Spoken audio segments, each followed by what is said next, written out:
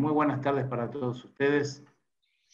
Estamos aquí en un esfuerzo del Departamento de Promoción de Aliá de la Organización Sionista Mundial, junto al Movimiento Sionista Renovador de la Familia Noar Atsioní, la Organización Sionista Argentina, en esta conversación, debate, junto a Udi Manor, el doctor Udi Manor, y junto a Gabriel Ventasgal. Udi Manor es profesor, doctor de Historia, profesor de la Universidad de Haifa, es titular de Instrucción Cívica de la Michlala Oranim. Sus temas preferidos son Historia Social y Política del Pueblo Judío, con acento en los procesos de cristalización del nacionalismo y la política de los judíos en los últimos 2 siglos. Tiene publicados 11 libros de investigación, entre ellos el libro Un Estado Judío y Democrático, y el más reciente que vio la luz es Igal Alon, Biografía Política. Gabriel Ventasgal es director de la organización no gubernamental en diplomacia pública Tzad HaSheni. Recientemente publicó el libro 300 respuestas a los conflictos de Medio Oriente, desde su fundación en 2010 de Tzad HaSheni. Es el director, es periodista y publicista, se formó en ciencias políticas, relaciones exteriores, relaciones públicas, Islam, y es guía de turismo profesional en Israel. En la actualidad estudia Derecho.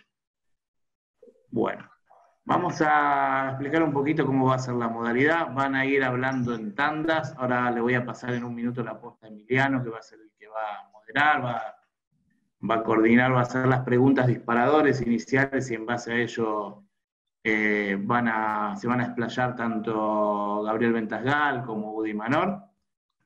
La modalidad de preguntas, todos ustedes, todos los que quieran van a poder preguntar. Para eso lo que tienen que hacer simplemente es ir abajo, a donde dice chat, van al chat, se despliega, escriben lo que sea, y si es pertinente a lo que están diciendo o al final de todo, van a leer las preguntas, van a mencionar a quién pregunta cada una, para que sepan de quién viene, y obviamente los 12 disertantes van a poder contestar a las preguntas. Eso es lo que vamos a hacer ahora. Emi, adelante. Bueno, gracias Ale, gracias a todos por estar, obviamente a nuestros disertantes también.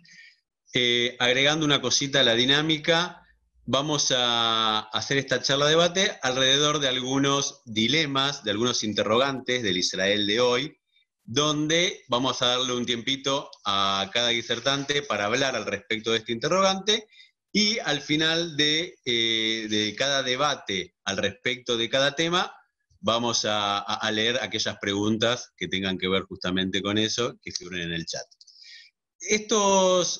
Estos dilemas sobre los que vamos a tratar, se los menciono, vamos a empezar con el primero, que es acerca de la democracia israelí, y este interrogante, esta cuestión que hace más o menos 1 año y medio, con las dificultades de formar gobierno y las elecciones repetidas y demás, se estuvo hablando desde diferentes sectores del espectro político sobre una posible crisis en la democracia israelí. Algunos más extremos incluso hablaban de la destrucción de la democracia israelí.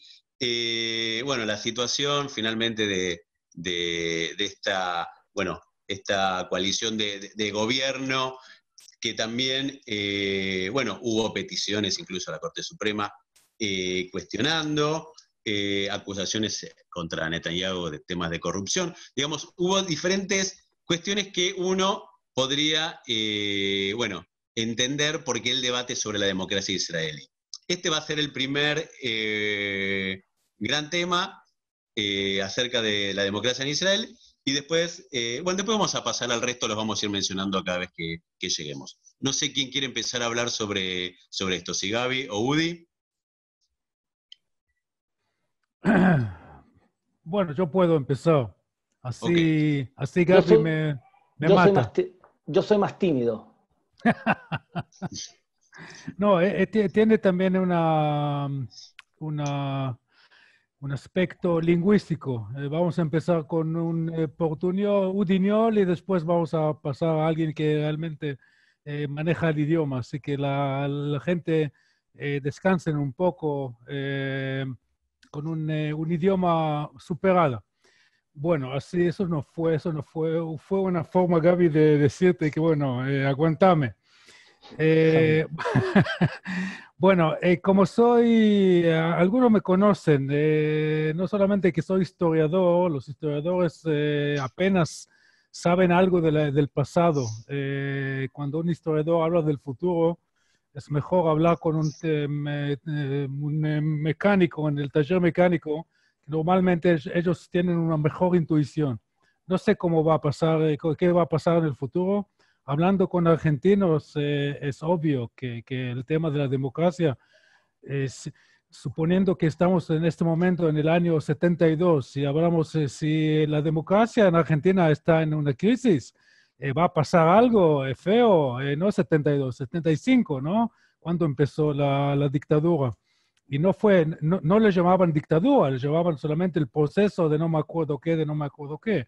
En una palabra, el proceso. Y terminó, en un momento terminó con daño muy profundo que hay algunos que dicen que no ocurrió hasta hoy, que tiene sus persecuciones hasta hoy, que ya pasaron más de 40 años. Así que yo no pretendo de decir que en Israel todo está perfecto y que todos somos discípulos de Herzl o de Weizmann o de Ben Gurion y por lo tanto, claro que somos judíos y tenemos la tradición de lo que se llama el Tarbut HaMachloket, o sea, la cultura del debate, ¿no? Que Beit Hillel, Beit Shammai, no, yo no compro eso, o sea, soy judío orgulloso, realmente creo que el Talmud, la época del Hazal es muy importante. Herzl fue un fenómeno, Weizmann fue un fenómeno, Ben Gurion también, pero lamentablemente Hazal ya están muertos, y tanto de Herzl y Weizmann y Ben Gurion también, y ahora estamos nosotros en el año 2020 y tenemos nuestros problemas. Así que yo no pretendo decir que yo nunca voy a decir que todo está bien. Es un punto. Lo segundo es que como profesor que enseña el tema de la democracia, yo empiezo con mis alumnos diciendo que no es una religión, no es una teología. Es un sistema que por definición está en crisis todo el tiempo. Ahora, si no queremos usar la palabra crisis por ser una palabra demasiado rebuscada o a lo mejor exagerada, entonces podemos usar otro término que es mucho más adecuado, que es tensión. O sea, la democracia todo el tiempo tiene tensiones entre muchos aspectos, sea el individuo, la colectividad, hombres y mujeres, minoría y mayoría y todo eso, la economía, etcétera, etcétera, etcétera. Bien, ahora llegando a Israel, porque no tengo mucho tiempo, como a mí me gusta hablar y hablar y hablar, son pedazos de 5 minutos, y Gaby ya está poniendo nervioso un poco, quiere entrar a la cancha a jugar, entiendo eso. Voy a hablar de la democracia, cómo entiendo el momento, el momento en Israel en estos días. Voy a empezar con mis rivales, para no decir enemigos. Nadie es mi enemigo, salvo Hezbollah, Irán. Pero en Israel no tengo enemigos, tengo rivales.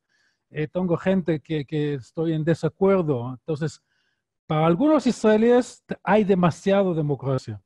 Para algunos israelíes, más que todo judíos de la derecha, de la profunda derecha, toda la idea de la democracia choca con las meras ideas básicas del judaísmo.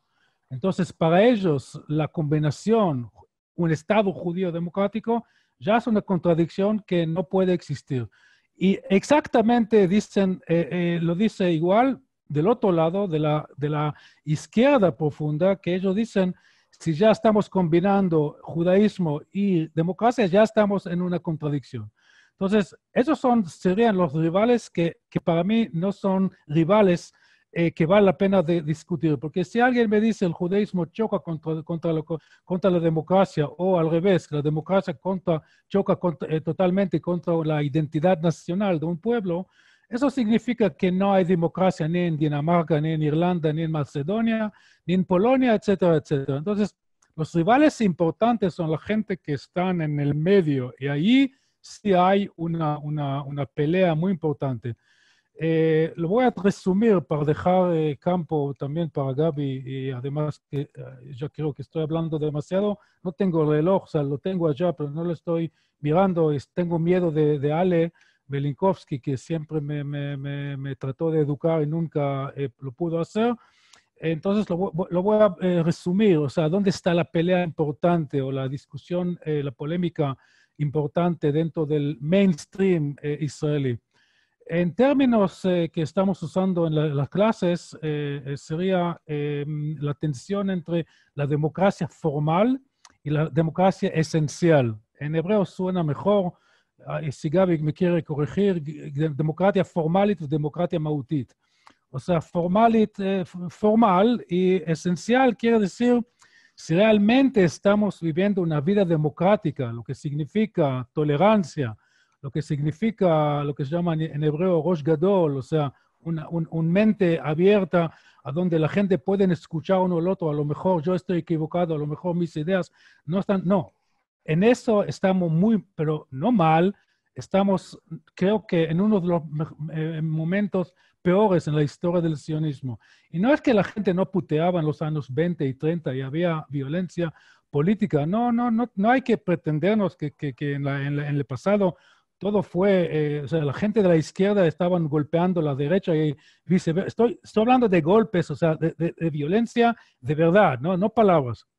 Pero, sin embargo, yo como historiador puedo decir tranquilamente que por lo menos hasta los años 60, el objetivo, o sea, la pelea fue por un objetivo de hacer un mejor sionismo, un mejor Estado judío. Y la cuestión, ¿qué es mejor? Ahí está la polémica. Capitalismo o socialismo. Más religión, menos religión. ¿Qué tipo de sociedad? ¿Cómo absorber a los Olim Hadashim?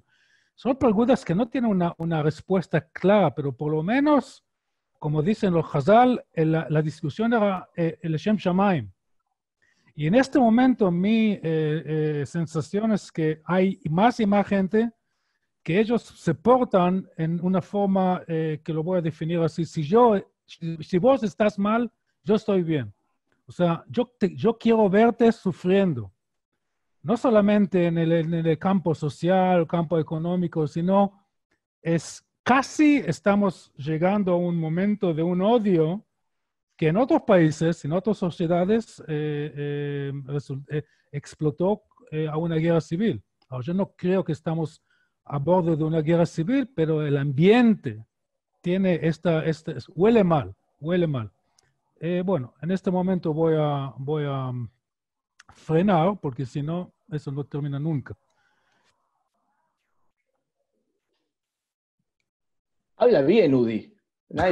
Habla clarísimo. Muy bien, bueno, ante todo un placer, Udi. No te conocía personalmente, escuché muy bien de ti, así que es un placer verte aquí. Gracias. Miren, como bien dice Udi, el problema que hay aquí es que una democracia perfecta es imposible, y por eso en ciencias políticas no se habla de democracia, se habla de poliarquía. Porque poliarquía es un concepto de todo lo que nosotros esperamos y aspiramos a que sea democrático. O sea, es realmente imposible un gobierno donde todos opinemos, todos ejecutemos, todos tengamos cultura política, pero lo cierto es que la poliarquía se mide. La poliarquía se puede medir. Y cada 2 años, una revista científica llamada The Economist, que también tiene otras cosas, además de cosas científicas, hace una encuesta para medir los niveles de poliarquía de cada país. ¿Qué mide? ¿Cómo se puede medir si un país es poliárquico o no? Bueno, se mide, por ejemplo, si la gente tiene cultura política o no. Si un país tiene cultura política, se dice que es más poliárquico.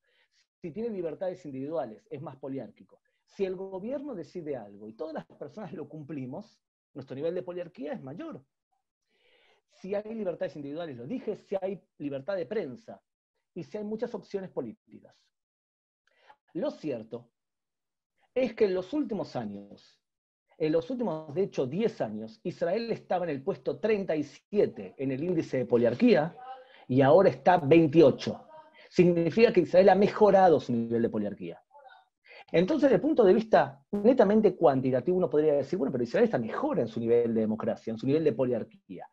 Por eso yo creo que tenemos problemas en el nivel de poliarquía, pero la democracia como estructura en el movimiento sionista es algo que desde que nació el sionismo tiene una estructura parecida en su forma de organizarnos democráticamente. Más aún, incluso si ustedes analizan, por ejemplo, los derechos de las mujeres. En el primer Congreso Sionista, las mujeres tuvieron voz, no tuvieron voto. En el segundo ya tuvieron voto también, más o menos 40 años antes que otros movimientos nacionales. Entonces, nuestro nivel de poliarquía, creo yo, no está en peligro, pero hay cosas que pintan mal, como bien dijo Udi. Esto quiere decir que hay en Israel un grupo que se llama Latinoamericanos en contra de la dictadura en Israel. Es realmente extraño. ¿Dónde ven una dictadura? ¿Dónde la ven? Nada más en la imaginación de ellos ven una dictadura en Israel. Y sin embargo no está todo bien. Y yo quiero centrarme en 4 cosas que veo problemáticas y en el nivel de gravedad. Lo primero es que nuestra cultura de discusión no es sana. Y a lo largo de la historia muchas veces hemos visto que no ha sido sana. O sea, empezando por Caín y Abel, siguiendo por Judea e Israel, por ejemplo, en Judea e Israel, ustedes saben, por ejemplo, que varias veces Judea hizo alianzas con los asirios para destruir Israel. O sea, guerra entre hermanos, claramente. Incluso en la época moderna. Yo pertenezco a un movimiento juvenil que no es el de la mayoría de ustedes, que a mi líder ideológico le decían, Ben Gurión le decía, de Vladimir Hitler. Y que los chicos que iban a mi movimiento juvenil no recibían un documento para ser aliados porque no eran del partido correcto.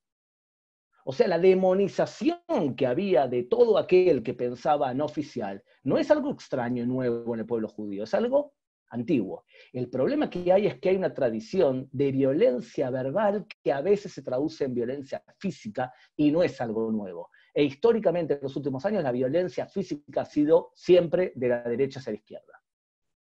Y el problema que hay es que la cultura de diálogo en Israel se ha extremizado de tal forma que puede conducir a una violencia física. Y eso es el primer tema preocupante para una persona que tiene una cultura democrática mautí, o sea, esencial, como bien dijo Udi.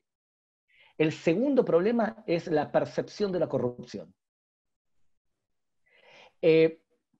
No digo que antes no había tantos medios de comunicación que la muestren. Si yo, por ejemplo, les digo a ustedes que los guardaespaldas de Pola Ben Gurión tenían que ir detrás de ella porque la mujer era cleptómana y robaba cosas todo el tiempo y tenían que ir devolviéndosela.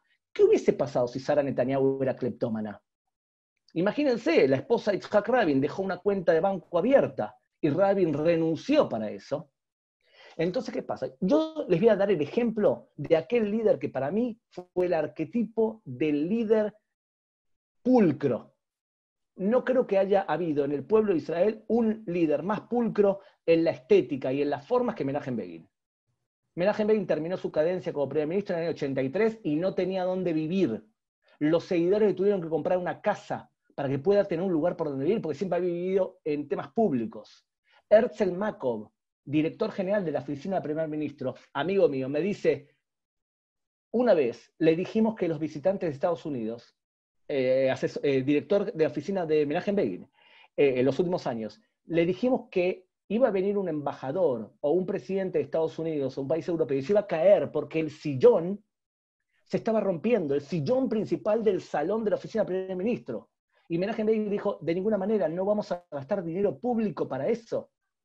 ¿Saben lo que hicieron al final? Compraron el mismo modelo de sillón nuevo cuando él estaba de viaje y no se dio cuenta que le cambiaron el sillón. Fíjense entre eso y un primer ministro que le regalan en habanos y en champán 700.000 shekels, algo así como $200.000.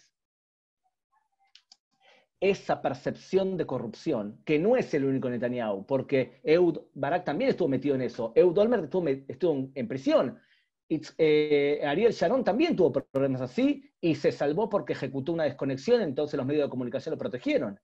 Ahí ven varios temas que es algo que afecta a la democracia, la sensación de corrupción, y es algo que es problemático, muy problemático. Evidentemente, si yo lo comparo con lo que hay en Argentina, y con el tema de bolsos con dinero que lo lanzan en iglesias, O, por ejemplo, la asignación de trabajos públicos a este hombre, ¿saben de quién hablo? En el sur, en Santa Cruz. Bueno, comparado con ustedes, acá es un juego de niños, pero para nosotros no es bueno lo que está pasando. Porque nosotros no queremos llegar de ninguna manera a lo que están haciendo ustedes. Eso es el segundo problema. El tercer problema que tenemos, que creo que es serio. Los medios de comunicación en Israel no tienen una cultura democrática. Tenemos medios de comunicación masivos en donde son monocordes. Cuando intentaron, o sea, la línea ideológica del canal 2 y del canal, o sea, lo que es el 12, el canal 13 y el canal 1, son siempre igual. Cuando intentaron levantar un diario que sea de otra ideología, que fue el Israel Hayom, la izquierda intentó cerrarlo a través de una ley.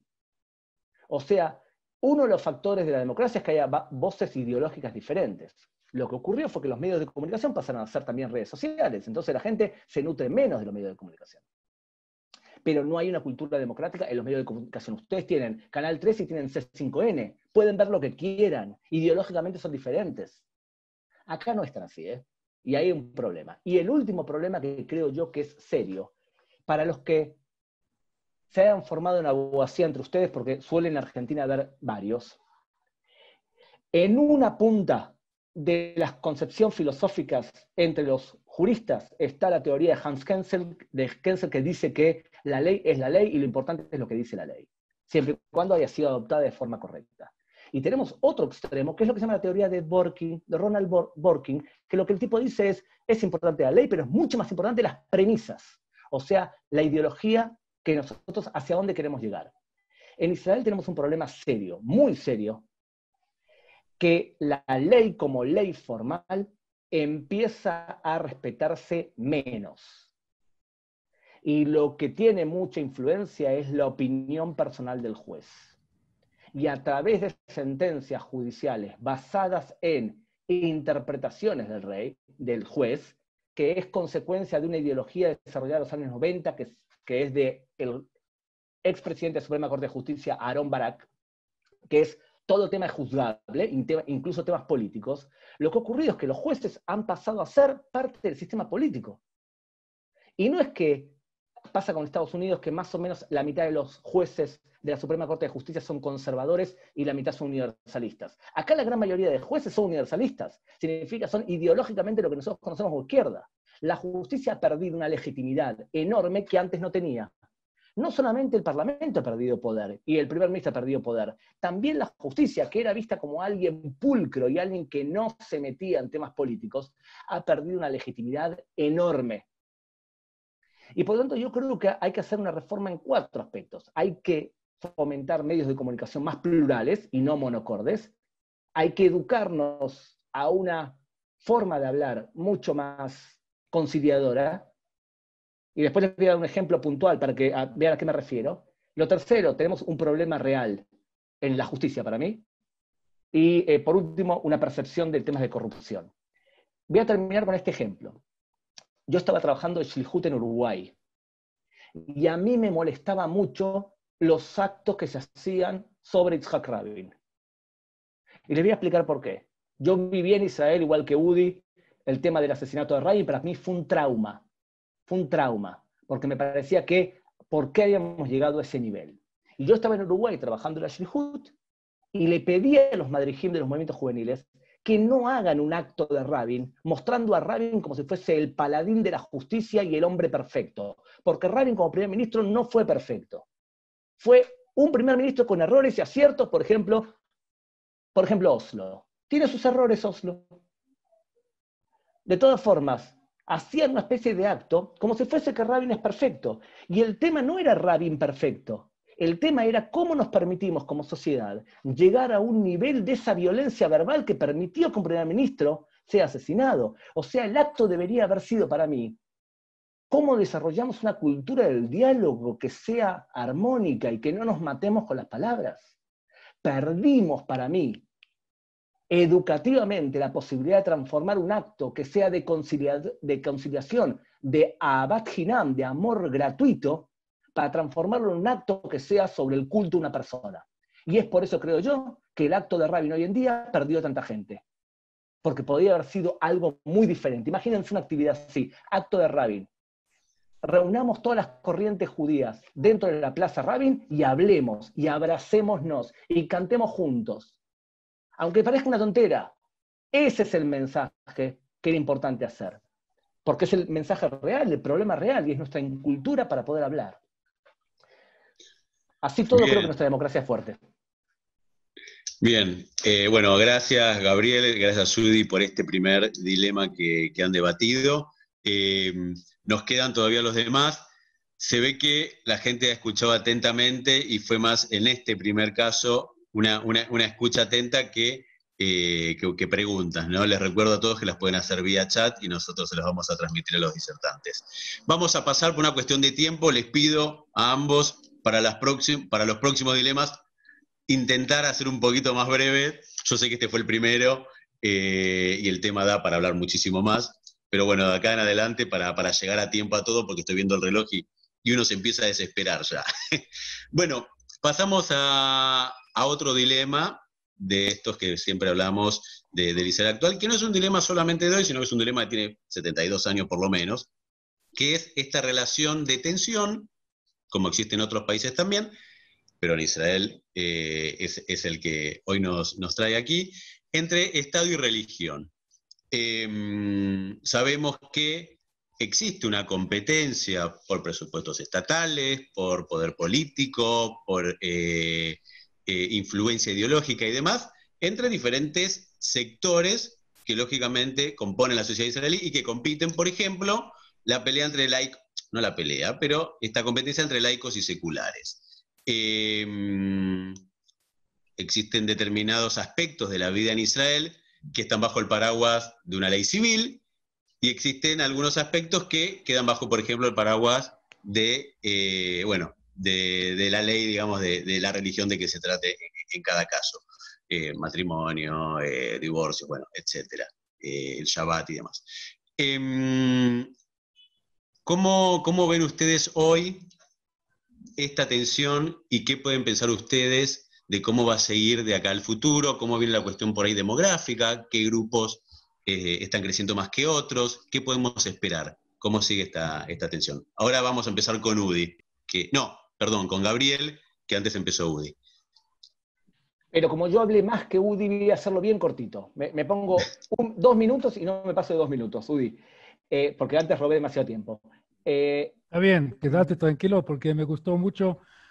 Cierto que tengo mucho para decir, pero me encantó. Dale, continúa nomás. Dale. Yo creo que el pueblo judío siempre fue conservador, debido a que no tenemos una esencia de que religión y pueblo están separados, sino que, como bien dijo Eliezer Kaplan, somos de hecho una civilización. Tenemos más de un componente en nuestra identidad. Por lo tanto, el paradigma de judío laico que los primeros pioneros sionistas pensaron en desarrollar, esencialmente la segunda alianza, creo que es algo ajeno al judaísmo. O sea que el judaísmo en general y el pueblo de Israel fue conservador, nos gusta hacer cosas de judíos. Entonces, a mí no me molesta que haya un regreso a ciertas costumbres conservadoras que no solamente se manifiesten también en la vida judía.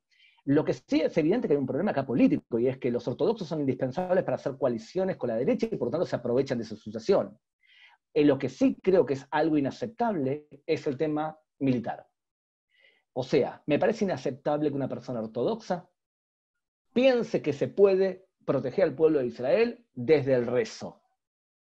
Tú no quieres ir al ejército porque piensas que no es un ámbito que una persona ortodoxa puede estar. Genial, tienes que hacer servicio público. Servicio público, ve a un hospital, ayudar a la gente, ve a una escuela, ayudar a la gente. Lo que me parece inaceptable para mí en el Israel moderno es que cierta parte de la ortodoxia, la mayor, no haga ningún tipo de apoyo y servicio nacional. Creo que es algo que aleja el compromiso de la identidad nacional. Y creo que es un problema muy serio que tiene que ver con el papel político que ocupan los partidos políticos dentro del mapa en general. Udi. Ok. Bueno, yo voy a empezar por otro punto, porque siempre me lo olvido, y menos mal que esta vez me quedó claro. Yo como un israelí, como un sionista nacido en Israel, mis padres eran argentinos, etcétera, pero como yo nací en Israel, tuve muy poca sensibilidad al tema del judaísmo mundial, hasta que llegué como shaliach a la ciudad de Córdoba en el año 91. Y desde aquel entonces que estoy visitando en Argentina y en otros lugares, siempre me escapa de la cabeza porque tengo la vida automática de Israel, para decirlo así, algo sobreentendido, que los judíos en Israel viven en Israel y que hay una pelea entre laicos y religiosos, qué significa el laicismo, qué significa el judaísmo, y en eso tengo mucho para decir porque soy un judío ateo muy religioso en mi ateísmo, así me definió mi tío en paz descansa. Él me dijo, yo nunca vi un laico tan religioso como vos. Para mí fue como una gran palabra grandes palabras de un gran tío que falleció, ya van, qué sé yo, más de 10 años. Pero yo siento vergonzoso del hecho que muchos israelíes no dan ni 5 de pelotas, como dicen en la calle, a los otros corrientes del judaísmo que forman la mayoría de la judeidad en todo el mundo. No está hablando solamente de los Estados Unidos, sino cualquier lado del mundo, y yo no tengo nada en contra de los judíos ortodoxos, siempre y cuando ellos se recuerdan que tanto el ortodoxismo como el judaísmo reformista o conservador, no en el sentido que Gabriel usó, sino en el nombre, la denominación del corriente conservador, o sea, son fenómenos modernos. Igual como el laicismo judío, que yo lo estoy llevando adelante con una bandera muy así. En ese sentido soy un poco, o sea, a lo mejor ese es el único tema que soy, digamos, extremista, ¿no? Que tengo una visión del mundo que es darwinista y es bien científica, y para mí el mundo nació hace 13.8 mil millones de años, y el hecho que soy judío tiene mucho de casualidad, y yo no creo en divinas palabras y promesas. Y cuando me dicen, entonces, ¿qué tenés que ver con el Eretz Israel? Entonces yo estoy diciendo, tengo que ver con Eretz Israel igual como los ingleses tienen que ver con Inglaterra, es algo cultural. Entonces me dicen, ¿y a dónde está la religión? Entonces yo digo que la religión es un eslabón en la historia judía, y ahí voy desarrollando el tema religión, que es un tema cristiano que no tiene mucho que ver con los conceptos del judaísmo como una civilización, como bien dijo Gaby hablando de Kaplan, este judío americano de los años 30. Entonces, todo es estoy metiendo, o sea, cuando estoy empezando a hablar de judaísmo, no a nivel político, sino a nivel de corazón, de mi identidad, ahí voy a lugares que es una mezcla de antropología, de historia y de identidad, de asuntos que tienen que ver con el individuo, asuntos que tienen que ver con la colectividad, asuntos que tienen que ver con mi familia. Yo trato de no ser un judío shoiciano, yo no uso la palabra holocausto, y un judío nunca debe usar, tenemos que pelear contra esta palabra, no es holocausto, tenemos que usar la palabra Shoah. Entonces no soy judío shoísta, sin embargo, o sea, no quiero que Hitler me define, ¿ok? Pero sin embargo es un parte de mi historia. Entonces, en definitiva, mi identidad judía, yo siento no solamente en casa, en Israel, cuando estoy hablando con cualquier tipo de otro tipo de judío. Por un lado, conozco bastante, la Biblia me encanta, no es por una pelea política, no es conocer al enemigo, entre comillas, no, es algo que viene así de mi profundidad. Y de este punto de vista, para mí, cualquier judío que le importa de los otros judíos, si es más sabio, menos sabio, si entiende más o no entiende menos, si reza o no reza, yo no, o sea, para mí, o sea, yo nunca fui a una sinagoga desde que... O sea, espero que no se enoje, ¿no? Pero porque eso es lo que siempre me molestó estando en Argentina o en Estados Unidos, que los judíos me han dicho, sí, los judíos en Israel ni siquiera van a la sinagoga. Claro, porque tenemos otro contexto, otro marco para sentir nuestra identidad judía. Pero no tengo nada contra judíos que van a la sinagoga. No sé si me explico. Voy a tratar de resumir mi argumento. O sea, que tenemos dos niveles. Un nivel es el nivel, otra vez, volviendo a a la distinción entre la democracia formal y la democracia esencial. Igual acá tenemos el judaísmo formal o el judío formal, si sos o no sos judíos, tiene que ver con definiciones y en ese sentido la política, como bien dijo Gaby, es un problema muy grande. Mi papá siempre dijo una cosa muy simple: si unos 100.000 judíos reformistas de los Estados Unidos van a parar quejando contra las distorsiones de la política israelí en cuestiones de religión y Estado y van a hacer aliyah, van a cambiar todo el ambiente. Si siguen gritando del estadio, o sea, no están en la cancha, sino están en las tribunas, entonces ahí nada se cambia. Así que por un lado, eso es la cuestión política. Del otro lado, la cuestión esencial, yo siento muy bien, o sea, yo no siento que hay problema. Claro que con los extremos, siempre hay los extremos, gente que toman de la esencialidad de su judaísmo, llegan a un racismo, por un lado, y por el otro lado, gente que escribe en el diario más importante de Israel que no está, o sea, el diario israelí menos importante en Israel y más importante en el mundo, está hablando de Haaretz, hay columnistas que todo el tiempo están diciendo que ellos tienen vergüenza de ser judío, que para ellos es una barbaridad. Otra vez estamos volviendo a los extremos que definen el centro. En el mainstream yo siento cómodo con cualquier tipo de judío, también con judíos jaredim. O sea, si empezamos a hablar del judaísmo, yo no tengo ningún problema con Chabad Lubavitch o con Nachman Meuman o con este loco, con el otro loco. Todos somos locos en este aspecto. El campo político es realmente preocupante y con eso voy a terminar. La preocupación tiene que ver con dos aspectos. Uno, lo que dijo Gaby antes, o sea, la fuerza que tienen partidos políticos religiosos por cuestiones de coalición. Eso es claro. La otra cosa es la ignorancia. La ignorancia que es puede ser que la ignorancia es la cosa más profunda en lo que dijo Gaby antes, la cultura, la falta que tenemos en cultura democrática, o sea, pero puede ser que es más allá, porque la ignorancia en qué es el judaísmo, a dónde viene, su historia, sus elementos y todo eso, es casi inexistente entre la mayoría de los ciudadanos israelíes judíos, y eso hace que alguien como yo, que quiera hablar de su judaísmo con mucho tipo de gente, con kippah, sin kippah, de la izquierda, de la derecha, no lo puede hacer porque todo el mundo habla de slogans. Lees en la Biblia, entonces sos religioso, ¿dónde pone la kippah? No crees en Dios, entonces no sos judío, y así, ¿ok? Entonces, con eso termino.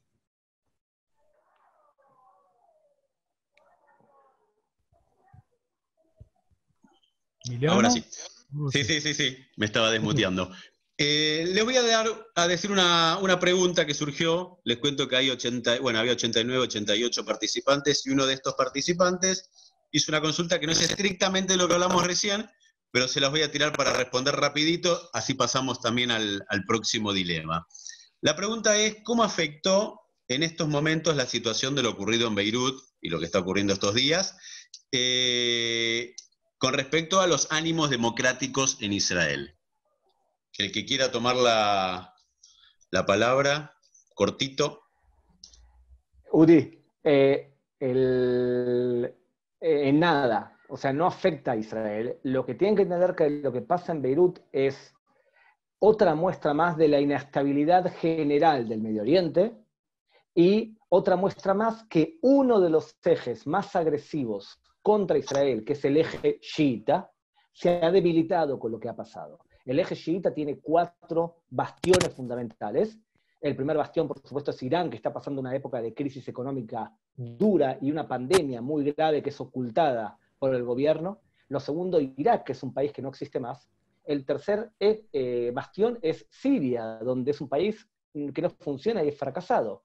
Y el cuarto eje es el eje libanés, en donde de facto gobiernan los chiitas de Hezbollah, y hoy se acusa a todo el sistema político y a Hezbollah, que es el país, de estar implicado en esto, porque por lo visto los 2.750 toneladas de amoníaco que estaba guardado ahí probablemente hayan sido guardados para ser utilizados en explosivos. Y eso provoca, entre otras cosas, una protesta de la calle libanesa. Sí, yo no estoy totalmente de acuerdo. Para mí eso es una muestra más del éxito del sionismo. Para mí es... mira, había gente, muy pocas, y creo que más del lado de los religiosos, que se pusieron muy contentos y empezaron a buscar cosas en la Biblia que como una profecía, que bueno, pero la mayoría de la gente sentían mal porque los libaneses son nuestros vecinos y son seres humanos. O sea, nadie se pone, la mayoría no se pone contento cuando tu vecino está, o sea, el ciudadano común y corriente, digo. Pero claro que la cuestión del Hezbollah es casi un consenso en Israel. O sea, la gente no sabe exactamente qué hacer. Hay algunos que dicen hay que salir a... yo conozco un ex político de la izquierda, del laborismo, se llama Katz, Avraham Katz Oz. El señor ya tiene 86 años y él escribe, ni sabe cómo entrar al Facebook. Entonces él escribe mail y tiene como una tirada de 2.000 direcciones de mail. Entonces, y él dice claramente, Israel tiene que atacar tanto Líbano, o sea, el Hezbollah, como Irán ayer. Ayer él habla, o sea, es más, para decirlo así, más extremista, más militante de la mayoría de los parlamentarios del Likud. Claro, uno puede decir, bueno, es un viejo de 86 años, ¿qué entiende? No, yo conozco a algunos viejos de 87 años que son más inteligentes y más vivos que yo. Así que no es la cuestión de edad, es cuestión de concepto. Así que la cuestión de Líbano lo podemos resumir. Una cosa es Líbano como país. Yo estuve ahí en circunstancias medio ilegales, no ilegales, pero bélicas, en la guerra de 82, un país hermoso. Otra cosa es el régimen y la política y la historia del Medio Oriente, que es una tragedia. No es motivo para estar contento, para nada, ni como ser humano, ni como judío, ni como israelí. Bien, clarísimo. Vamos a pasar a otro de estos grandes temas que afectan al Israel de hoy, que en realidad afectan a todo el mundo, que tiene que ver con esta pandemia, con el coronavirus, y en el caso específico de cómo se vio afectada la economía israelí y cómo será la economía israelí post-pandemia. Bueno, tenemos algunos datos bueno, lógicamente el turismo se detuvo, lo que ha subido el desempleo, las estadísticas, lo que dicen que subió, es una cifra importante, teniendo en cuenta la diferencia con lo que había de desempleo previo a la pandemia. Bueno, aquellos que son optimistas y que conocemos otras crisis por las que ha pasado Israel, de hecho, que es un país cuya economía se ha recuperado luego de muchas crisis y guerras en particular, bueno, piensan que la recuperación puede ser por ahí más pronta que en otros países. Bueno, ¿cómo ven ustedes esta cuestión? ¿Qué va a pasar con la economía israelí? ¿Qué está pasando ahora en la pandemia y qué va a pasar después? Empiezo yo, me imagino, ¿no? En esta vez. Al revés que recién, sí. Bueno, Sí. espero que en este tema, sí, Gaby y yo vamos a tener un desacuerdo, espero. Si no, no pasa nada. Yo soy muy pesimista, no en cuanto a la potencia económica de Israel. Hasta Milton Friedman dijo que esto es un milagro, ¿no? Así que realmente, o sea, yo cuando fui shaliach en Córdoba en el año 91-92, cuando hablé con los candidatos a la Aliyah, les dije una cosa, ojo, que en Israel todos son judíos, ¿no? Que no te agrandes, o sea, es un poco difícil. O sea, la mentalidad de tanto positiva, de iniciativa o negativa, de arreglar las cosas, lo que se llama en hebreo combina, que no es en hebreo, pero lo usamos en Israel, Está bien, pero más allá de la mentalidad que tienen los israelíes, que a veces pagan, a veces no pagan impuestos, a veces cruzan la calle o no cruzan la calle como corresponde, estamos hablando, o sea, para mí, ¿por qué estoy pesimista? No por el pueblo judío, o sea, o la ciudadana israelí que incluye también 2 millones de árabes. No, no, o sea, el problema no está allá. O sea, se puede analizar también, ir como un buen sociólogo, ir de un grupo al otro y analizar y fijar dónde está la mujer árabe en el campo laboral, dónde está el hombre jaredí en el campo laboral, por qué hay falta acá y por qué hay falta allá y qué va a pasar con el turismo. Todo es válido, yo no digo que no, pero como tengo poco tiempo y quiero poner el dedo a donde yo veo el problema fundamental de la economía israelí, es justamente ahí el fundamentalismo del neoliberalismo que está manejado el dueño, para mí es el dueño del Estado de Israel. O sea, hay ciudadanos israelíes, tienen su parlamento, su Corte Suprema, tiene su gobierno y hay un ministerio de Otzar, o sea, de la economía, que ellos son los dueños del Estado de Israel. Ellos ven a ellos mismos, y no está hablando de la época de Netanyahu. El hecho que Netanyahu tiene una política, una ideología derechista es legítimo, eso está bien, o sea, Jabotinsky lo tuvo y habían otros. Ahí no está el problema, o sea, Netanyahu tiene el derecho de tener sus ideas, no solamente yo.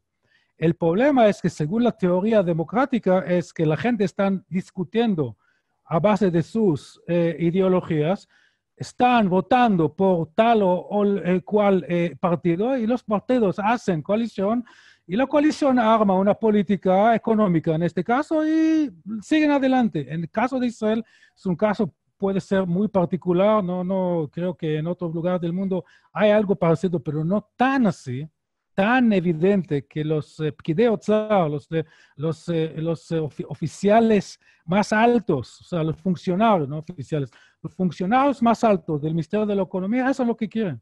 Y yo no lo estoy diciendo, no yo lo estoy diciendo, ellos mismos nos lo están poniendo en sus libros de recuerdos, estoy hablando desde los años 80. Eso empieza en el año 85, tiene, por supuesto, antecedentes, pero más que todo eso empieza en el 85 por un tema que no tenemos tiempo de elaborar en el julio de 85. Pero ya estamos hablando de 35 años de una oligarquía de funcionarios, de altos funcionarios del ministro de... ¿Dónde está el problema? El problema es más allá de romper con la democracia, o sea, que tenemos gobierno y parlamento por un lado que dicen, que discutan por el taktiv, por el presupuesto anual, y al final ellos hacen lo que quieren. Está mal, pero hay cosa peor todavía. Tienen un cierto de fundamentalismo que justamente la pandemia muestra su barbaridad o su, ¿cómo se dice?, error profundo, su profundo error. Medir las cosas de un punto de vista de Hort la Grusha, dice en hebreo, desde el agujero de la moneda que solía tener un agujero y se ven solamente las cosas desde el agujero sin entender que estamos perdiendo, estamos perdiendo, quiero decir, la sociedad israelí, el Estado de Israel, estamos perdiendo muchos recursos humanos y naturales por una política de restricción. Cuando yo entendí en el Facebook que no vale la pena decir que soy socialista, porque decir socialista hoy es casi como suicidarse y hay formas más simples de hacerlo. Entonces yo digo, yo soy capitalista, pero capitalista de verdad, como Benjamin Franklin, que dijo hace 220, 30 años, dijo, lo voy a decir en inglés, lo voy a traducir directamente del inglés al castellano. Un gramo, va, onquia, 11, no me acoplan, ¿alguien está conmigo? Nadie. Una onza. Una onza de prevención vale una libra de curamento. O sea, es mejor invertir, y él fue capitalista, es mejor invertir en este momento, en un momento para prevenir un gasto público enorme en el futuro. Y eso, la pandemia mostró en una forma clara que hasta este momento ya estamos hablando de 7 o 6 o 5 meses de pandemia y la gente allá arriba siguen hablando del déficit que llegó a 7%, y según ellos, el cielo debería caerse desde hace mucho tiempo, porque hasta la pandemia cruzar el déficit de 3% es una barbaridad, es como comer chancho, un sándwich de chancho en la sinagoga jaredí en Yom Kippur. Así, eso se llama fundamentalismo. ¿Ok? En ese sentido soy muy pesimista porque yo no veo ningún cambio en la forma de pensar. Yo no escucho, no en la calle, ni en el Facebook, ni en los diarios. Ahí sí hay un cambio.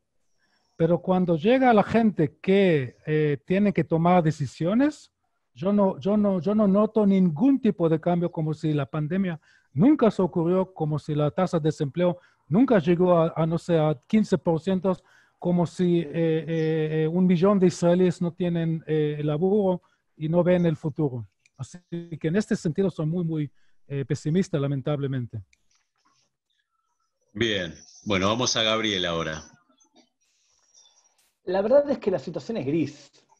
Y cuando hablamos de economía, al igual que cuando hablamos de muchos otros temas, todo depende también de qué ideología tengas tú, o sea, de dónde vengas, de qué forma tengas para pensar. Entonces yo voy a descubrirles claramente. Yo me eduqué bajo la ideología de Jabotinsky.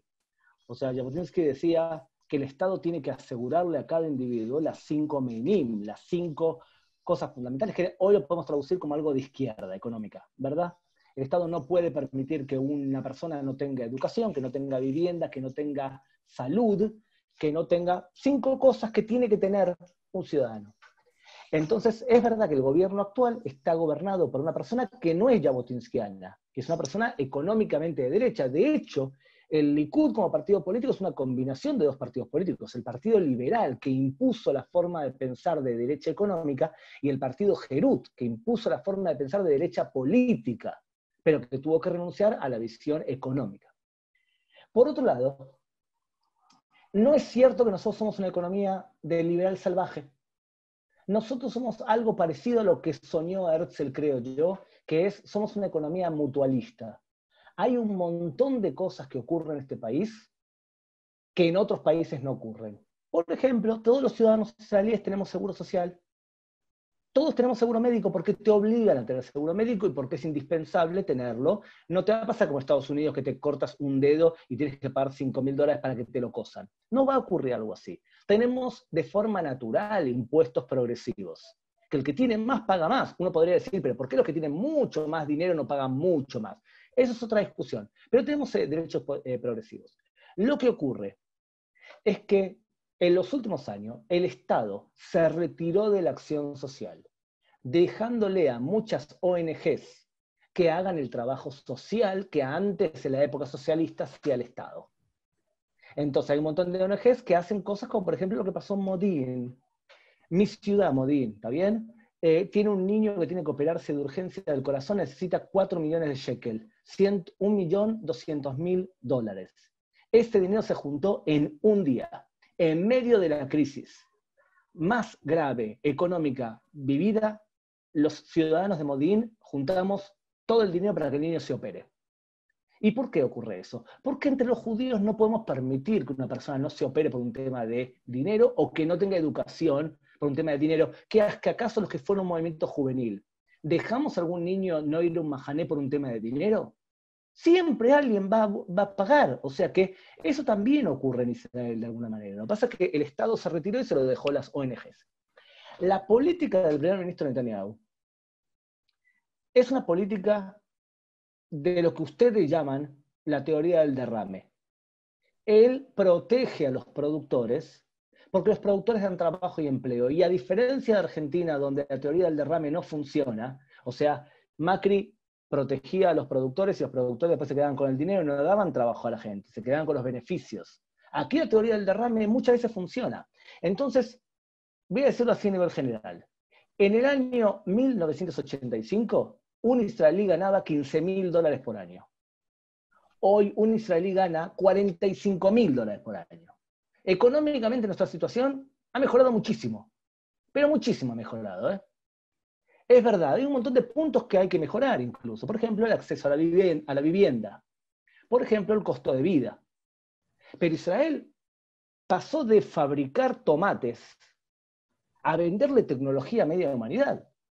O sea, si el USP, la ventaja relativa que tiene Argentina, es que vende carne en el mundo y soja, acá vendemos alta tecnología de gran calidad. Y por eso podemos incluso venderla a países árabes. O sea que a nivel macroeconómico, la economía israelí es muy sana. A nivel microeconómica no es tan sana. ¿Qué ocurre ahora? Entramos en la pandemia en una situación donde lo ideal hubiese sido que el gobierno hubiese dicho, señores, tenemos en este momento $130.000 millones en ahorros. Es lo que tiene Israel. $130.000 millones para 9 millones de personas. Lo ideal hubiese sido que el gobierno diga, señores, como la pandemia es algo serio, yo voy a intervenir en una especie de New Deal. Voy a lanzar dinero al mercado y voy a hacer que muchas personas tengan dinero para poder trabajar, hagamos trabajo público, hagamos algo para que la economía se vaya reactivando. ¿Qué fue lo que hizo el gobierno? En parte por lo que bien dijo Udi, que es toda la oligarquía que gobierna la economía, es vamos a seguir guardando el peso como si fuese que estamos viviendo la época normal. Entonces, liberarnos y darnos 750 shekel por persona, como que ocurrió lo que ocurrió últimamente, fue todo un trauma, cuando tendría que haber sido algo mucho más ligero. Era el momento que el gobierno gaste. Vuelvo a repetir, era el momento que el gobierno gaste dinero que tenemos ahorrado para que la gente psicológicamente se quede tranquila que el gobierno lo paga. Porque si no, la sensación que nos da es que nosotros pagamos nuestros impuestos y después cuando necesitamos al gobierno, el gobierno no está. Y eso también es una pérdida de legitimidad del país. Ahora, yo creo que la economía israelí es una economía sana, es más, muy sana. Lo que pasa es que la pandemia va a ser algo parecido a lo que ocurrió en el año 2002, cuando todas las empresas de high-tech que no tenían derecho a existir murieron. Lo que va a ocurrir es que los fuertes van a seguir y todos los que son pymes no muy estables es probable que tengan que reinventarse. Y que esos comercios que vivían al día también fundan. Y eso es algo malo porque el costo social que estamos pagando por eso es muy grande. Pero a nivel macroeconómico la economía israelí es mucho más fuerte que muchas economías que son consideradas más ricas que nosotros. Y lo voy a decir de forma simple. Nosotros vendemos materia gris. Vendemos cosas de inteligencia. Y las cosas de inteligencia son cosas que son indispensables para el desarrollo de la vida. Les doy un ejemplo corto. Israel ahora desarrolló una forma de poder medir el corona a través de soplar a través de la nariz y en medio minuto te dicen si tienes corona o no. ¿Ustedes me quieren decir que eso no lo va a comprar todo el mundo? Claro que lo va a comprar todo el mundo. ¿Para qué necesitamos el palito y esperar 2 días? Entonces, eso produce Israel. Y por eso yo creo que la economía israelí es fuerte. Yo hubiese esperado del gobierno que hubiese metido mucho más dinero y hubiese creado un New Deal. Pero ¿cómo le explico a Netanyahu, que es un liberal en economía, que es el momento de dar, para que la gente se sienta tranquila? Muy bien. Bueno, Emiliano, ¿puedo decir una cosa? Sí, sí, claro. Te agradezco para dejarme, me despierto a la 1 de la madrugada para escuchar un janich del Beitar que estás soportando el keynesianismo socialdemócrata. Yo casi me pongo llorar de emoción. Gabriel, Pero, ¿en serio? No, ojo, en serio. es que Jabotinsky no era de derecha en economía. Hoy Jabotinsky hubiese votado a partidos de izquierda económica. Y yo en ese sentido, económicamente, no soy de derecha, ni mucho menos. No, está bien, está bien. Es una forma de despertar a la gente. Una cosa más, Emiliano, si me permitís, porque Gabriel Sí, claro. mencionó a Herzl y mencionó un término que muy poca gente conoce, el mutualismo. Tal cual, pero una cosa fundamental que menos gente sabe en Israel, también la gente que realmente adoran a Herzl, porque hay gente que dice que fue no sé qué, que dicen que todo como el San Martín. O sea, estamos en la época de matar vacas sagradas, ¿no? Okay. También la gente que siguen creyendo que Herzl fue una gran persona no conocen este elemento en su filosofía económica. Él dijo que en el futuro Estado judío todos los aspectos finanzas, de la finanza, bancos, la bolsa, empresas de seguro y todo va a ser en manos públicas. No va, porque, ¿qué fue el argumento? Que en el mundo moderno no puedes hacer nada, como en el mundo antiguo la cosa fundamental fue el agua. En el mundo moderno el agua transformó a ser la plata, o sea, el efectivo, el crédito. Por definición no puede ser que una cosa que sin esta no existe en la sociedad, queda en las manos privados. Es una idea que en relación al más izquierdista en Israel suena como una, no sé, como una utopía. Pero ya que estamos mencionando a Herzl, vale la pena tomar esta herencia o este legado herzliano en cuenta, no necesariamente para aplicarla mañana a la mañana, pero para entender que, por ejemplo, el problema de la vivienda en Israel tiene que ver con eso, porque en definitiva, ¿qué significa tener un departamento en Israel o en cualquier otra parte del mundo? Tenemos mano de obra, tenemos los materiales y tenemos el valor de la plata. Y si dicen en Israel que hoy la tasa de interés es muy baja, no es cierto. Es baja en el Banco Central, pero en la calle puede llegar a 10 o 11%. O sea que si yo voy a trabajar y tengo que gastar un tercio de mi sueldo solamente para tener un techo sobre mi cabeza, eso tiene que ver con una política donde el crédito está en manos privadas. Y desde el punto de vista de Herzl, esto fue una cosa que hay que evitar. Bueno, muy bien. Les propongo, tenemos dos últimos grandes temas, dilemas, que no son de hoy, sino que son, por lo menos, como decía antes, ¿no? De hace 72 años, para debatir con ambas posiciones. Y ustedes van a decir con cuál quieren empezar. Por un lado, el tema de las acciones unilaterales. Ustedes saben que siempre es mejor, o por lo menos se piensa que siempre es mejor, las decisiones negociadas, ¿no? Las medidas negociadas, pero a veces el mal menor ante la imposibilidad de negociar o no tener con quién negociar resultan ser las medidas unilaterales. Bueno, en el caso de Israel ya hemos visto cuando, supongamos, no sé, Barak se retira del Líbano o cuando Sharon se retira de Gaza. En fin, ahora estamos escuchando esta posibilidad en coordinación con Washington y promesas de Trump y demás, de la cuestión de la anexión de determinados asentamientos de Cisjordania. No sabemos si es una promesa electoral en su momento de Netanyahu, no sabemos si es la oportunidad vista desde Israel antes de las elecciones en noviembre en Estados Unidos, en fin. El tema de las acciones unilaterales.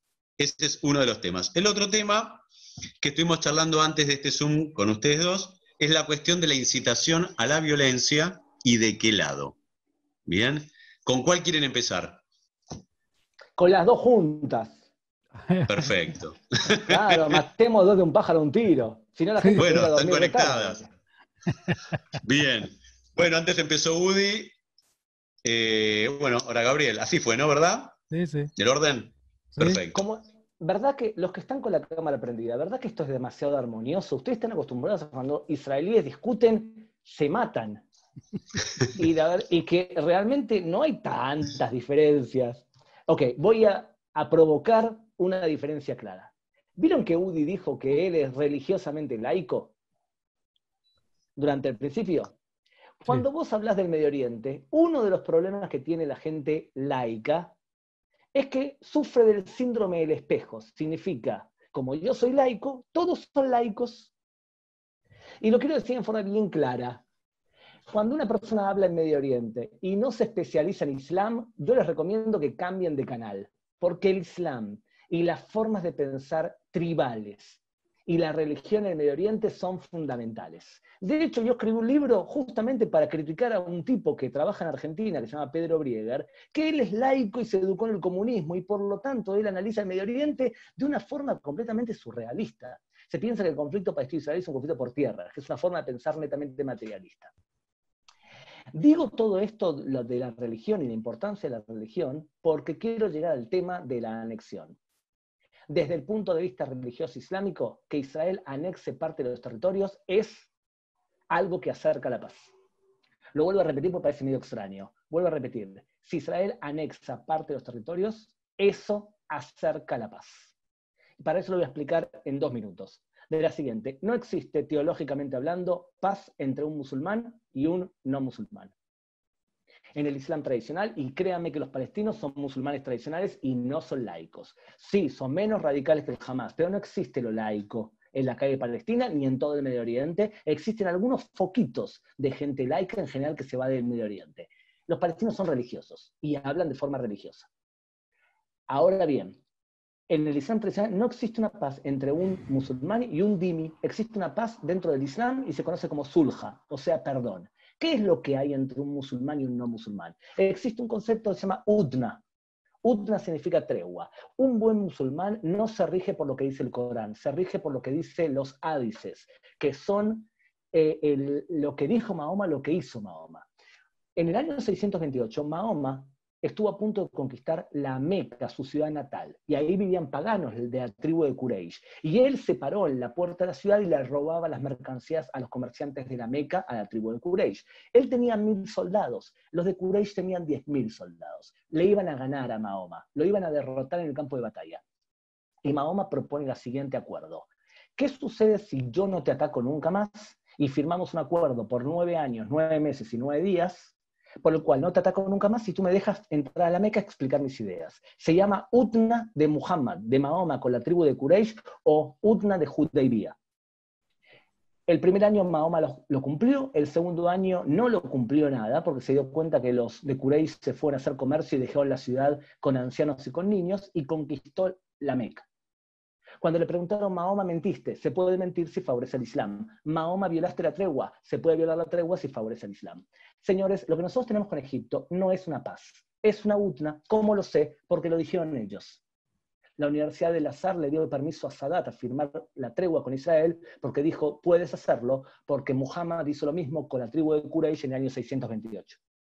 Y cuando Yasser Arafat firmó el acuerdo de Oslo con Israel, repitió 19 veces que mis profesores de ciencias políticas de la universidad decían, bueno, lo dice por decir. Ahí empecé a estudiar Islam, porque me di cuenta de que los profesores de Islam eran los que tenían la razón. Dijo, él está citando la tregua con la tribu de Quraysh. Va a violar la tregua cuando le convenga.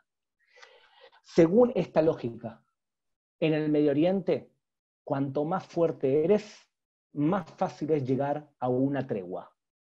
Y cuanto más débil eres, más difícil es llegar a una tregua. En otras palabras, ceder ante los palestinos aleja la UDNA. Fortalece ante los palestinos acerca la UDNA. Por lo tanto, cuando éramos mucho más fuertes que Egipto, acercó la UDNA. Cuando éramos mucho más fuertes que Jordania, acercó la UDNA.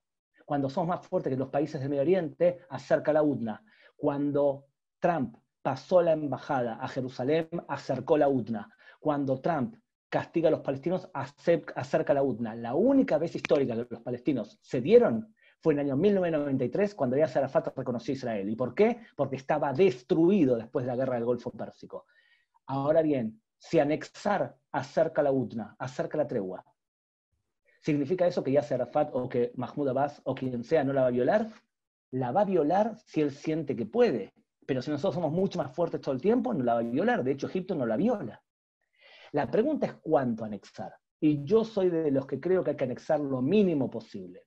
Hay que anexar solamente el 6% de los territorios que son los bloques territoriales, donde hay mucho territorio con muchas colonias judías juntas, pegadas a la línea verde, y donde viven casi todos los colonos. Es el mismo plan que hizo Ehud Olmert, los bloques territoriales. Pero conceptualmente, anexar acerca la UDNA. Eso fue lo primero. Lo segundo. Yo les dije que hay una historia de violencia verbal entre judíos. Y es algo que históricamente, lamentablemente, ocurre. Y creo que la incitación a la violencia sí ocurre de ambos lados. Hay clara incitación de la derecha hacia la izquierda, clara incitación. Por ejemplo, Netanyahu y su partido logró que la palabra small, izquierda, sea de alguna manera sinónimo de traición, cosa que no es así. Yo, casi todos los docentes que enseñan en Atzada Yení, que viajan conmigo, son personas de izquierda. Es verdad, dirijo yo. Está bien, pero son personas de izquierda. Ahora bien, y tienen derecho a decir lo que se les ocurre, lo que quieran, por supuesto. La incitación de la derecha es clarísima. Decirle a alguien que es un traidor es incitación. La incitación de la izquierda hacia la derecha es más rebuscada, pero existe. Por ejemplo, yo enseñaba en la escuela de Madrejim y explicaba por qué estaba en contra de Oslo, justamente porque yo estudiaba Islam en ese momento. ¿Y cuál era la forma de hablar clásica? Ahí está el facho. Y te quitaban de trabajo y no tenías acceso a trabajo porque pensabas diferentes. ¿Saben qué?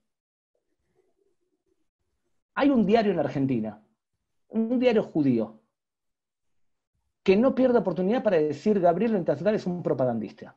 ¿Está bien? Este diario judío, que no pertenece a una rama ideológica cercana a los conservadores, ustedes revisen artículos que hablan del Medio Oriente de hace 5 años y lo único que te vas a preguntar es ¿cómo te atreviste a escribir semejante barbaridad? O sea, le erran en casi todo lo que publican del Medio Oriente, pero siguen escribiendo y ellos dan lecciones de quién es propagandista y quién no. Te tendría que dar vergüenza publicar lo que has publicado. Y sin embargo, ellos son los que demonizan a los demás, cuando tú le acertas más. Entonces, sí hay una demonización también de la izquierda, y la izquierda demoniza también a través de los medios de comunicación. Los medios de comunicación monopólicos en este país son laicos, son ashkenazim y son de izquierda. Y lamentablemente ponen de vez en cuando algún izquierdista, algún derechista para que de alguna manera, más o menos, cumplir. Pero la línea ideológica es claramente de una manera. Ahora, lo quiero decir en forma bien clara, la violencia física en los últimos años ha sido monopolio de la derecha. La violencia física del asesinato del Peil de Shalom Achshab en el año 83 ha sido de la derecha, y la violencia física del asesinato de Rabin ha sido de derecha, y la violencia de la familia hoy también es de derecha. O sea, la violencia de la derecha es algo que hay que decirlo de forma bien clara. Bien clara. Y las amenazas de asesinato a Netanyahu son menos creíbles. Que puede ocurrir, puede ocurrir. Así todo quiero que claramente decir que la incitación verbal es dual, no es solamente de un lado solo. Udi, querido. Bueno, ya Habibi, como se dice en nuestro lado del mundo. Sí, hablando del... ¿Estás de acuerdo conmigo? Cerramos aquí. Sí, estoy de acuerdo, pero no, porque no sé, no, voy a empezar por el segundo tema, de la incitación. Es cierto lo que dijiste en el punto de vista de hechos, es cierto. Pero yo espero de cualquier primer ministro, y que si un día llega que sea de mi lado, entre comillas, que él se asume el rol de lo que se llama en hebreo el mevugar, o sea, el adulto responsable. O sea, una cosa es cuando un maldito escribe en el Facebook cualquier barbaridad. Y te voy a decir un ejemplo de tu lado, entre comillas. Es cierto lo que dijiste, que la violencia viene de la derecha, y mencionaste 83, Emil Grünzweig y Rabin, por supuesto, etc. Pero ¿qué dicen algunos amigos del Facebook míos? Dicen, sí, pero ustedes están olvidando unas etapas de una violencia de la izquierda contra la derecha que va mucho más allá del asesinato de Rabin o del Emil Grünzweig. El Sezón, o sea, claro. no vamos a entrar a... Pero para mencionar, o sea, es un episodio en el año 45 y 44 y después en 46, cuando por razones políticos, Weizmann, no solamente Weizmann, él está persiguiendo la derecha porque está molestando a su política de responsabilidad en frente de los británicos, los americanos, la ONU, qué sé yo. Y después viene el famoso caso de la Altalena. Ahora, una cosa, para mí, yo como historiador me reviento, porque Altalena fue no fue una violencia de la izquierda contra la derecha, sino fue un atentado contra fue un golpe contra el Estado. Y no tengo tiempo para desarrollar eso. Ahora, la pregunta si Ben-Gurión tenía que hacer eso, o el otro, ¿qué realmente pasó en el 22 de junio 1948 a las 4 de la tarde con este canón sagrado, entre comillas, en la costa de Tel Aviv? Es otro tema que no tenemos tiempo para entrar, pero yo iba a decir una cosa que va más allá de eso. Yo empecé diciendo que es un maldito en el Facebook que habla estupideces. Bueno, bienvenido a la cancha putea, hijo de eso, bueno, pero otra cosa es cuando tu primer ministro, que ya está en su puesto más de 10 años, y tiene mucho poder, él se porta como cualquier virión, o sea, ¿cómo se dice? Cualquier, no sé, ¿cómo ayudarme con virión? O sea, Claro, delincuente. sí, Udi, ¿tenés hijos? ¿Tenés sí, hijos, Udi? sí, ¿Qué sí. harías vos si tu hijo escribe lo que escribe Yair Netanyahu, el hijo de Bibi Netanyahu? Y ¿No bueno, le das vuelta la cara de una cachetada, maleducado? ¿Cómo hablas así? por No puede supuesto, ser que el primer ministro por, permita algo así. por supuesto, exactamente, a eso voy. Así que es una cosa. La segunda cosa del actos unilaterales. De punto de vista de un historiador sionista, todo el sionismo fue un acto unilateral. Tenemos que decir la verdad. Yo no voy a entrar al tema del Hudna y del análisis que puso Gabriel. Tiene mucho peso, pero podemos decir que no es tan así. Pero hablando de nuestro punto de vista como sionistas, todo fue unilateral, no en su totalidad. Declaración Balfour, San Remo, de la ONU 47, bien, de la visita de Sadat, etcétera. Habían pasos que eran pero inicialmente, si los judíos estuvieron esperando hasta que todo el mundo le aplauden, todavía estuvimos en no sé a dónde, en Polonia o en Brooklyn. Ahora, la cuestión específica del anexo, si Gabriel tiene razón, y creo que tiene razón, por lo menos en el caso de los palestinos, entonces, ¿para qué anexar? ¿Para qué hacer el acto público del anexo? Ahí está mi duda, ¿ok? Ahora, si me preguntan sí o no, yo digo sí. Si me preguntan a dónde exactamente, yo digo no. Los asentamientos, porque eso es sobreentendido, porque está pegado a la línea verde, entonces no vale la pena. Si ya vamos a hacer un acto de un anexo unilateral, tenemos que hacer del Bik'a, del Valle del Jordán. Del Valle del Jordán, eso sí vale la pena hacer un anexo, porque yo soy alonista. O sea, según el plan Alon, tenemos que tener este bloque territorial. Udi, No ¿vos estás seguro que estás representando a la izquierda? Es una muy buena pregunta. Yo escribí sobre eso un artículo en mi blog, donde yo traté de decir que yo soy el verdadero izquierdista de punto de vista de la historia sionista. Ahora, el hecho que en las urnas tenga un solo voto, lo mío, cuando estoy borracho, es otra cosa. O sea, fuerza... ¿Sabés qué?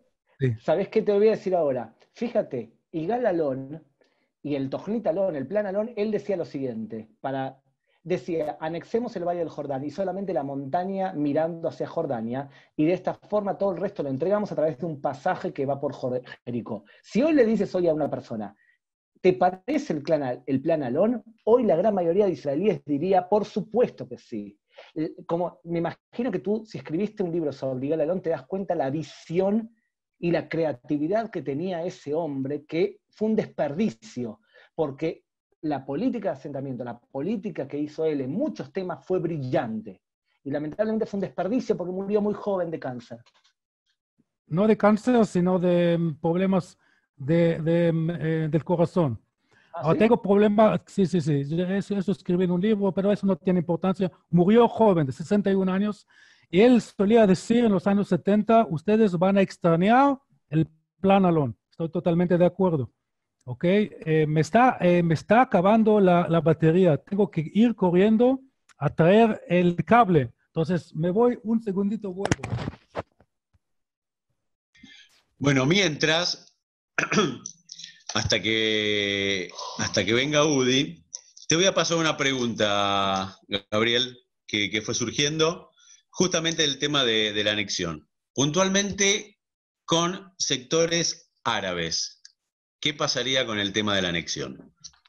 Depende de qué anexemos, porque Donald Trump dice, ustedes pueden anexar. Les explico rápidamente. El territorio de Cisjordania son 5.940 kilómetros cuadrados, de los cuales el 60% es territorio C, que es donde están las colonias judías. El 40% es territorio A más B, que es territorio palestino. Donald Trump dijo, ustedes pueden anexarse hasta el 30% del territorio C. Es lo que dijo Donald Trump. Entonces la pregunta es, ¿cuánto anexaríamos? Si se anexa lo que les acabo de decir yo antes, que es 6% del territorio, y estamos hablando de los bloques territoriales, entonces se podría anexar muy poquitos palestinos. ¿Cuántos? Alrededor de 40.000. Si se anexa todo el territorio C, Israel debería decidir qué hacer con 80.000 a 100.000 palestinos. Si se anexa solamente los bloques territoriales, muchísimos menos. Mi opinión es, si tú anexas territorio donde viven palestinos, por ejemplo, en Gush Etzion, donde hay 4 aldeas que son muy pro-israelíes, para mí es inconcebible, inaceptable que si anexamos a árabes no tengan ciudadanía. Si anexás, le das ciudadanía completa. No puede ser que sean ciudadanos de segunda. No quieren, como ocurrió en Jerusalén Oriental, ok, es otro tema. Israel debe ofrecerlo. Y lamentablemente, para bien o para mal, para mí para bien, hay muchos palestinos que quieren ser israelíes. Quieren vivir como israelíes porque se dan cuenta de dónde se vive mejor. Y no tienen problemas. Y muchos palestinos dicen, perdón, si tú quieres ser libre, en Israel hay más libertad que acá. Eso ha sido, entre otras cosas, producto de Internet. Tú puedes mentirle a la gente mucho. Cuando la gente tiene acceso a Internet, se entera de un montón de cosas y también puede comparar. Perfecto.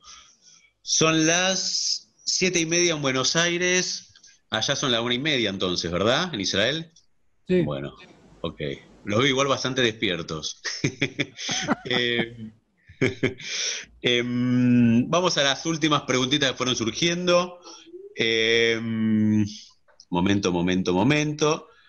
Bueno, ahora no la encuentro. Bueno, ¿qué pasa si antes hablamos del tema de que, bueno, en noviembre vamos a ver qué pasa en las elecciones en Estados Unidos? Si pierde Trump, como se está viendo en algunas estadísticas, en algunas encuestas previas, ¿qué va a pasar? ¿Qué pasa no solo con el plan de anexión, sino qué otras cosas podemos esperar?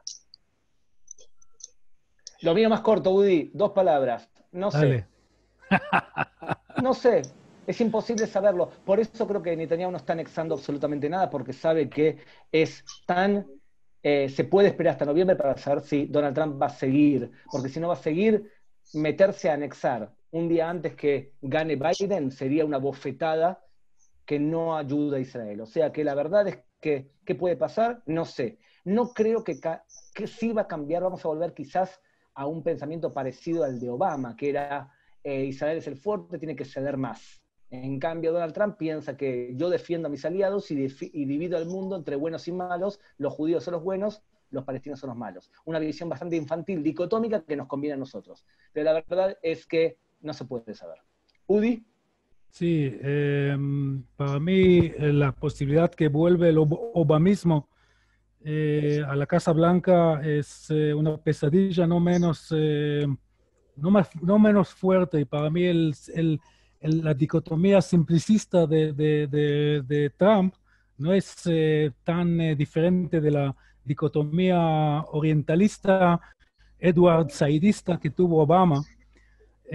Pero otra vez yo vuelvo a mi consuelo permanente, que es la historia.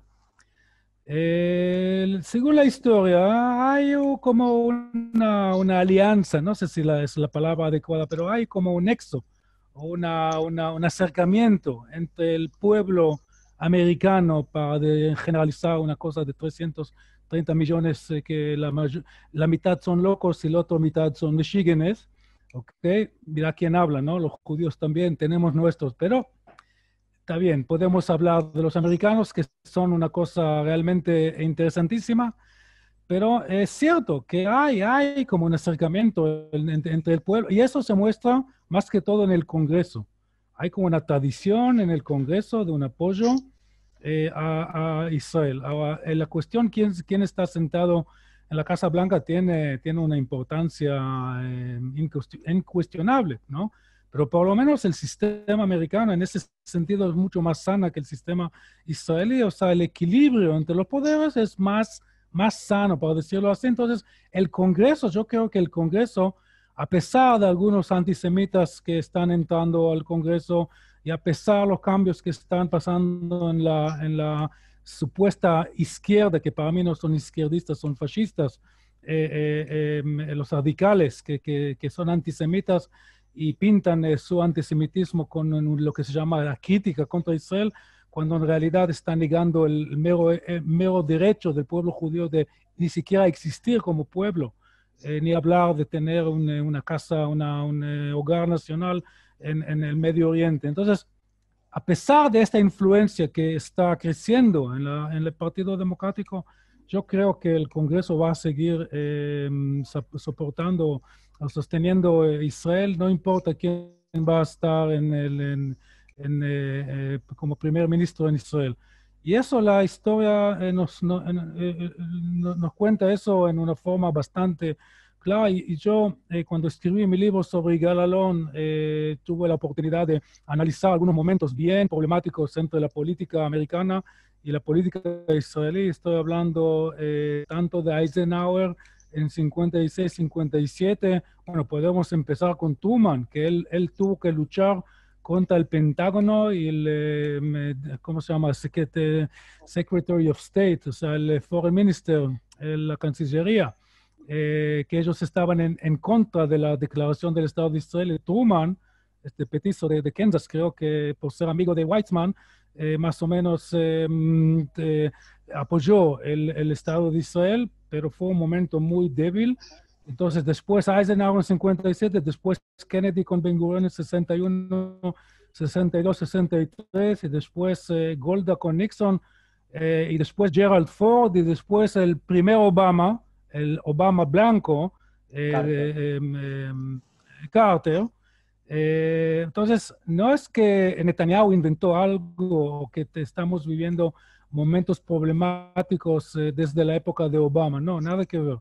Es muy interesante eso. En este aspecto soy bastante optimista y diciendo otra vez en dos palabras, no sé qué va a pasar, pero también, no es que no me interesa, pero no tengo tanta preocupación porque creo que las cosas van a seguir más o menos igual. Bueno, eso, tratar de ver el futuro, pero una cosa que no hay que escuchar un historiador hablando del futuro. Así que me estoy contradiciendo. Bueno. Bien. Les voy a dar una última pregunta que también hizo una persona que está en este Zoom, que es más bien esperanzadora, que tiene que ver con la recuperación de la economía israelí después de la pandemia. Bueno, está más cerca de lo que Gabriel contaba al respecto. Y pregunta si es una oportunidad, yo tengo mi opinión también, ¿no? Si es una oportunidad para hacer aliyá o no es el momento, digamos, o si siempre es el momento, pero digo, una opinión más subjetiva a sus valores, a sus creencias, más que lo objetivo no solamente el objetivo de la economía israelí. Voy a empezar yo diciendo muy corto que todo lo que tiene que ver con la aliyá nunca es el momento y siempre es el momento. Y yo, como judío nacido en Israel, no tengo el derecho de opinar sobre este tema como persona. Como historiador, tengo que decir una cosa muy simple. En cuanto hace 100 años y hasta hace 50 años, la cuestión, la relación, el equilibrio entre la cantidad de olim y la mera existencia del Estado de Israel fue muy en favor de los olim. En este momento estamos viviendo en un momento mejor. El Estado de Israel va a seguir sin uno u otro olé. La cuestión tiene que ser qué tipo de vida judía quiero yo como judío. Yo no estoy diciendo con eso que un judío que vive en Argentina no es judío de verdad o no es judío completo. Hay diferencias, pero yo amo todos mis hermanos y hermanas judíos y judías, aunque sean ultraderechistas, porque soy nacionalista. Pero hablando desde el punto de vista individual del candidato a la alía, él no tiene que pensar como habían pensado mis padres, que estoy hablando, ellos hicieron alía en el año 57, con su Gari, de la Noa Hatzioni y todo lo demás. Y estoy hablando no solamente de la Noa Hatzioni, sino todos los movimientos. Y claro que lo que es cierto por los años 50 era más cierto en los años 40 y 30 y 20. Pero llega un momento, lo que se llama masa crítica, la masa crítica, que nadie sabe cuál es, pero podemos decir a lo mejor que desde los fines del años 80, con la gran alianza de nuestros hermanos y hermanas de la ex Unión Soviética, ya pasamos. Y hay israelíes que dicen, ya somos muchos, somos muy apretados. Bueno, hay el Negev y hay el Galil, ahí no está la cuestión. Hong Kong es más densa que Israel. Ahí no está la cuestión. La cuestión es qué es la relación entre el hecho de realizar la alianza y el futuro del Estado de Israel. Yo creo que el futuro del Estado de Israel, de este punto de vista, ya está asegurado. De otro punto de vista, nuestros queridos vecinos, Putin, Erdogan, todos los malditos y los HDP que están llenando este mundo, bueno, es otra cosa. ¿Ok? Entonces, la pregunta de la alianza se transforma en esta generación a una pregunta particular, a donde uno se autopregunta qué tipo de vida judía quiero para mí y más que todo para mis hijos y mis nietos. Udi, como historiador, te dicen lo siguiente: ¿qué prefieres, vivir hoy en el Israel del año 2020 o ir al Israel de 1950? ¿Qué prefieres? Que sin duda el 2000, sin duda 2020, sin duda. Eso yo ni, mira, en el año 1950 cayó nieve en Tel Aviv. Dios que ama tanto su pueblo, después de haber arreglado una guerra, bueno, no voy a hablar del Shoah, ¿ok? Porque ahí ya sonamos. Estoy hablando de 48. Un año y medio de una guerra terrible, con 6.000 muertos. Después llegan 240.000 Olim Hadashim en un solo año. Cuando la moneda israelí está clavada en los bancos de los malditos británicos, cuando el mundo árabe ya está pensando de la segunda ronda, y los Olim Hadashim están viviendo en carpas, ahí viene Dios que nos quiere tanto y tira nieve en Tel Aviv. Eso es el año 1950. Entonces, bueno, menos mal que yo no nací en aquel entonces porque yo soy muy, muy flojo en relación a mis viejos y su camada y su generación. Bueno, menos mal que ellos venían en los años 50 y no un vago como yo. Muy buena Yo voy a ir pregunta. voy a ir un poco más lejos, Sudi. Tú que eres historiador. Dale. Yo no creo que nunca en la historia del pueblo judío hemos pasado un momento de gloria como este. Nunca. Nunca fuimos una potencia militar y hoy lo somos. Nunca fuimos una potencia económica y hoy lo somos. Nunca fuimos una democracia tan fuerte comparado más con muchos países. Estamos en un nivel de democracia alto, con todos los problemas que tenemos. Nuestro talón de Aquiles es nuestras discusiones internas y nuestra sinat hinam, nuestro odio gratuito. Eso es lo que nos puede destruir como sociedad. Hay otras sociedades que también tienen odios gratuitos. Ustedes tienen una gran grieta que ha separado incluso a familias por un tema ideológico, K y anti-Kas. ¿Está bien? Pero acá ya tenemos experiencia que la Sinat Hinam, el odio gratuito, destruyó el segundo templo de Jerusalén y es algo que nos ha destruido varias veces a lo largo de la historia. Ahora bien, el tema de Alía es un tema particular de cada uno, por supuesto. Y el tema de Alía, el problema que hay es cuándo se salía. porque yo hice Aliyá cuando tenía 17 años, y vine por primera vez a Israel cuando tenía 16 años, y empecé mi vida acá, de alguna manera. No nací acá, pero yo tuve que hacer el sacrificio. Y lo que yo veo es, cuando veo a mi hija Galit, que tiene 16 años, o veo a mi hijo Eitan, que tiene 13 años, va para 14, ellos son israelíes. Ellos no van a tener que sufrir lo que sufrí yo, de tener que hacer trabajos en una fábrica de aluminio o lavar platos en el gaucho durante 16 horas. Ellos van a empezar su carrera con mucho más ventaja porque ellos son israelíes. El que tuvo que bajar de estatus y hacer cosas que no hubiese hecho en Argentina fui yo, para que ellos puedan vivir como un ciudadano israelí normal. Yo no hablaba una palabra de inglés cuando llegué acá. Mis hijos hablan varios idiomas de forma natural. Lo que digo es, este país, si no nos comemos entre nosotros, va a ser cada vez más potencia. Porque somos un pueblo que, como bien dijo Shimon Peres, Dios no nos ha dado ni petróleo, ni agua, ni riquezas naturales, pero nos ha dado algo que es mucho más fuerte. Somos un pueblo de inconformistas. Nada nos viene bien, nunca, y por eso estamos obsesionados para que nuestros nietos no sufran lo que sufrimos nosotros, y por eso a veces trabajamos en forma obsesiva, porque no queremos que sufran nuestros hijos lo que sufrimos nosotros o nuestros padres. Y eso pasa en el Estado de Israel, y por eso nos transformamos en lo que nos hemos transformado. ¿Por qué se puede inventar cosas? Justamente porque se puede, y porque tenemos la capacidad intelectual de transformar ideas en sueños y pensar a lo grande. O sea que nuestro país va a ir siempre, creo yo, para mejor, realmente para mejor, y nuestros vecinos nos van a terminar aceptando, y no porque seamos amables, sino porque van a entender que no nos pueden mover de acá, lo que expliqué antes. O sea que, si tu pensamiento es, voy a hacer Aliyá para vivir en un país que voy a vivir mejor, el problema es el problema psicológico. Si estás dispuesto a bajar tu estatus emocional para hacer cosas que le aseguren el futuro a tus hijos y no a ti. Si ese es tu pensamiento, acá es el lugar ideal.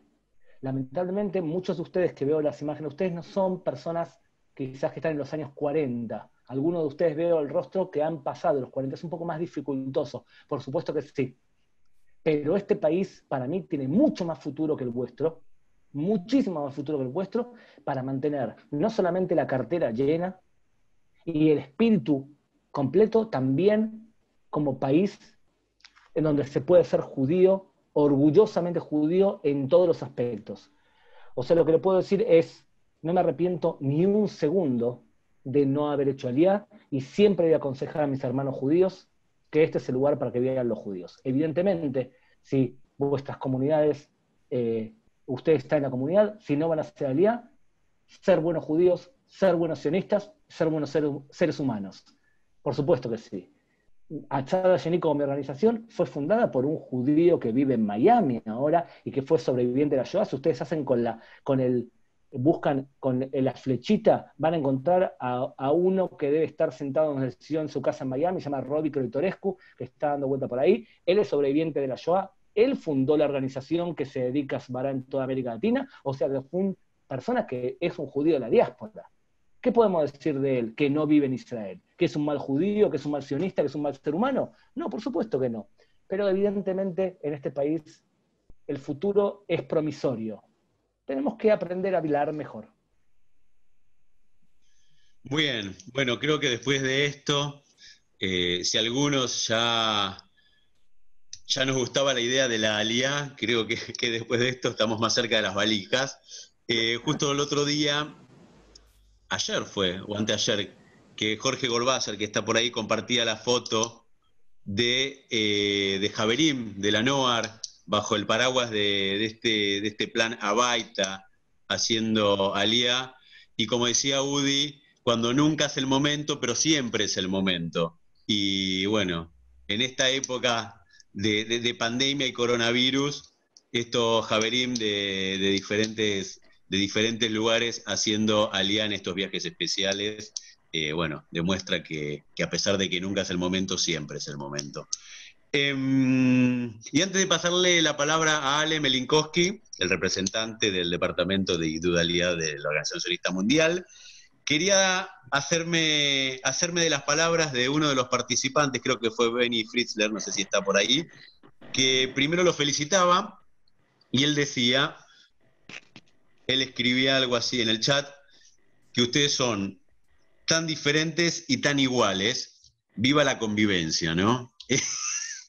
Algo así, no me acuerdo exactamente cómo lo escribió, pero me parece que es un poco el clima que se vive en este debate y que vimos los que los vemos a ustedes desde este lado en esta charla. Y ahora sí, bueno, aparte de agradecerles en mi nombre, quiero pasarle la palabra a Ale Melinkowski, que va a hacer un cierre al respecto.